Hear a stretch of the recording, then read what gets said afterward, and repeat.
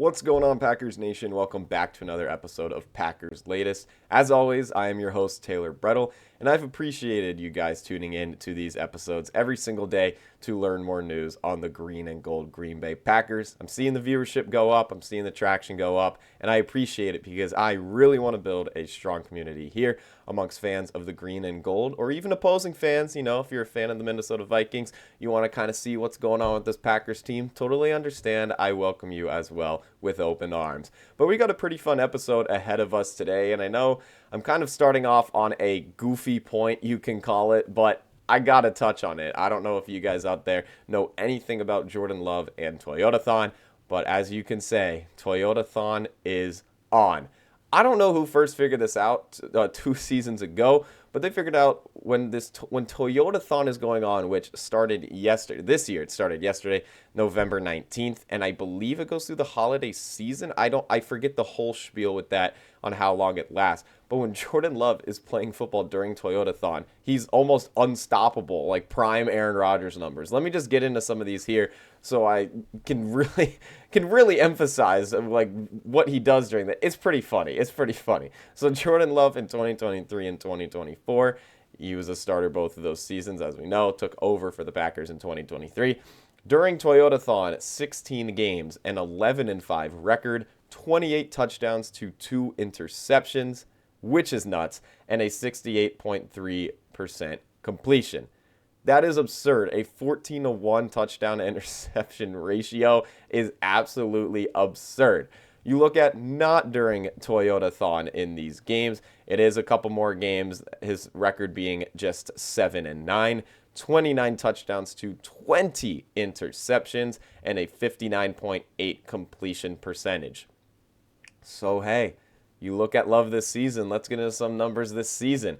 Packers 6-3-1, a pretty good start outside of Toyotathon. Jordan Love, 15 touchdowns, definitely on the lower end, but just 3 interceptions, that 5-1 ratio. Really nice to see.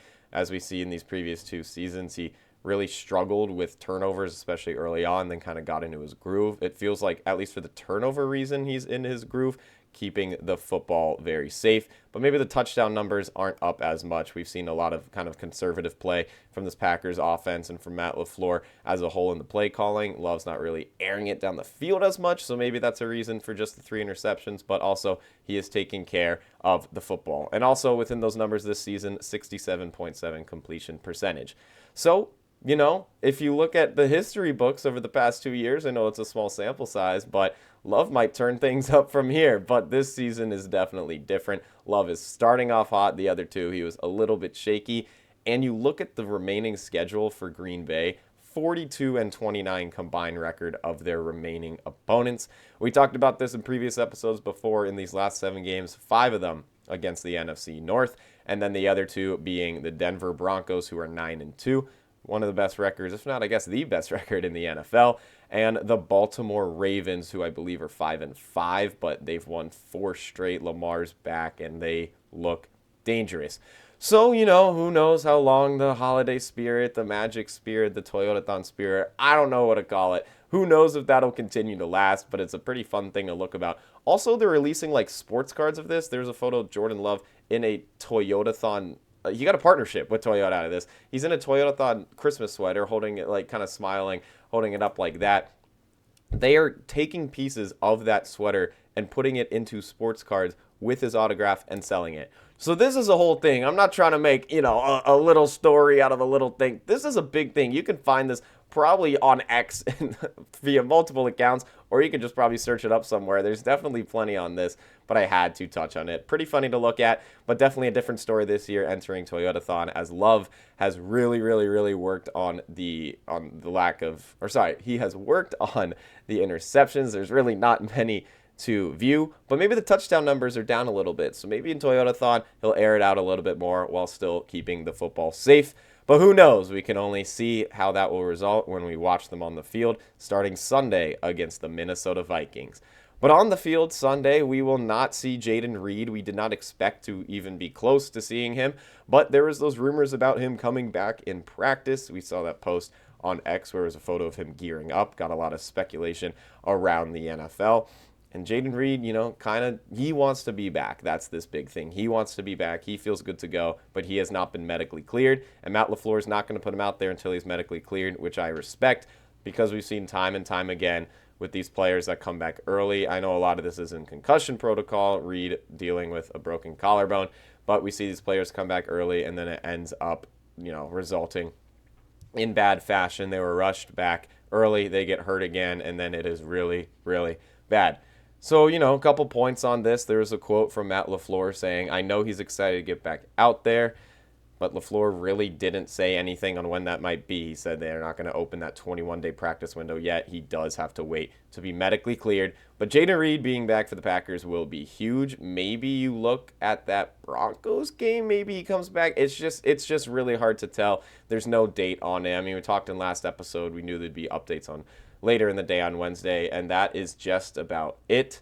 And the other bad thing about this, like the other tough thing I should say, the Packers with a week 5 bye, this is what's so tough. Like, my gosh, you get injuries in the middle of the season, and there's game after game after game because you've had your bye in week 5. Super early bye week for the Packers. That doesn't help Reed as he's missing multiple games for the green and gold, starting getting hurt in that week to win against the Commanders. But now we're going to move on to something that I have found pretty interesting, and it is the split between Rashawn Gary and Kingsley Enagbare and their snap count. I got some numbers over here. We're talking about how Enagbare is starting to kind of earn, I shouldn't say more playing time over Gary, but he's just earning more playing time, more snaps overall. As a fourth-year player for the Green Bay Packers out of South Carolina, a fifth-round pick. So talk about an absolute steal in the draft. Got to give a shout-out there to the Green Bay front office. But Matt LaFleur said Rashawn Gary only played 39 of the 72 snaps on Sunday's game against the New York Giants because of a couple of reasons. He said that he's never been a high snap count guy. It's the product of how the game went. And Enagbare is just earning more snaps in general. He's playing better football. This has definitely caused, I shouldn't say speculation, that might be too strong of a term, but it's kind of like, hey, what's going on here? Like what's the deal with this? Rashawn Gary is making $24 million a year, which is the 13th highest paid edge rusher in the NFL.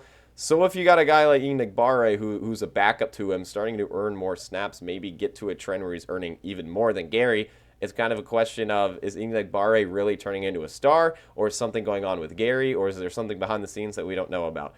I think it's just the fact that this Packers defense is really good. And, I mean, Jeff Hafley has the boys rolling. We've talked about this in previous episodes before as well. Gave up just 20 points to the Giants in the win on Sunday, ending that with an interception in the end zone, and then Micah Parsons with the strip sack forced fumble.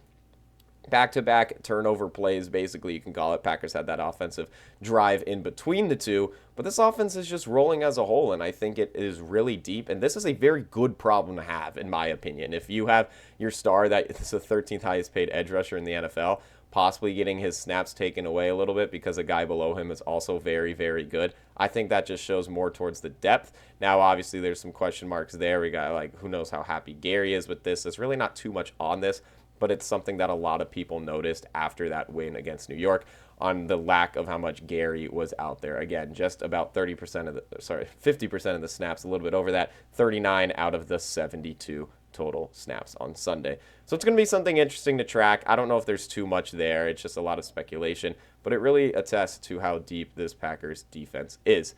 But they're healthy. Some of them are healthy. Let's get into the official injury report.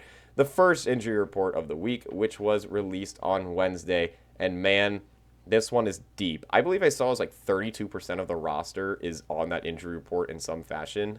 Woof. Okay. I mean, I don't need to go through every single name. I really just want to highlight who did not participate in practice. Starting it off with defensive lineman Carl Brooks. Talk about another big steal in the draft. I believe he was a 6th-round pick out of Bowling Green. He's been very, very good for the Green Bay Packers, but he is battling an ankle injury, did not participate in practice. And again, you take Wednesday practice with a grain of salt. Sometimes guys don't participate in general, especially when they're coming off an injury. I mean, like, you look at, like, the Ravens, like, I don't think even when Lamar's coming back, like, he didn't practice Wednesday a couple of those weeks. So this happens with a lot of other teams, not just the Packers thing, just kind of how the NFL and the practice schedule works. You go to Nate Hobbs. He did not participate in practice. He's been battling that knee injury. He has been out the past couple of games. That'll be a big one to monitor in a rather thin cornerback room, who played very well against the Giants. I will have to give him credit for how thin it is and how much they have to be out there. You look at another guy that did not practice, and it is Josh Jacobs. I think that was a little bit expected. Jacobs could have been a way worse knee injury, could have been way worse news, but luckily walking away with what seems to be day-to-day, possibly could play against Minnesota. But again, like Matt LaFleur said, with Reed's injury, you don't want to rush anyone back. I know you want your best talent out there, but the worst thing you could do is rush them back. They get hurt again, and then they are really, really done, and it is bad for their career. You go to Quay Walker battling a neck injury. He did not participate as well. Quay Walker has been an absolute stud for the Packers, a captain on that defense out of Georgia. He has been absolutely phenomenal, and he's held his temper. That was a big thing about Quay Walker. I know people had mixed opinions on him after some stuff he's done in the past on the field, getting unsportsmanlike conducts and such, but he's held his temper. He's played good football. It would be nice to see him out there, but battling that neck injury. And the last player that did not participate, Savion Williams. He was dealing with this foot injury before the New York game, and then he played against the Giants, had that big 30-plus yard catch on the game-winning drive, and now that foot injury is back. He did not practice. But again, it could just be more of a monitor thing. He was playing on it a little hurt. So, hey, we're going to give you an extra day off.